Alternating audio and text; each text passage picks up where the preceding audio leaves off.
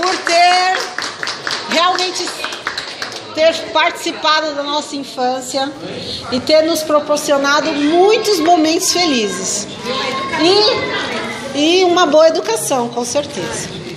E também gostaríamos de parabenizar também, de homenagear o professor Armando.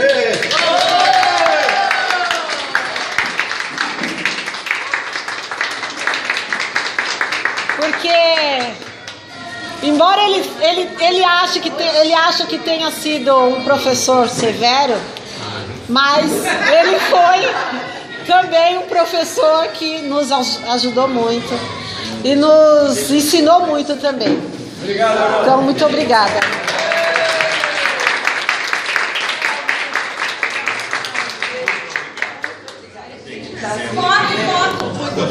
Temos que registrar.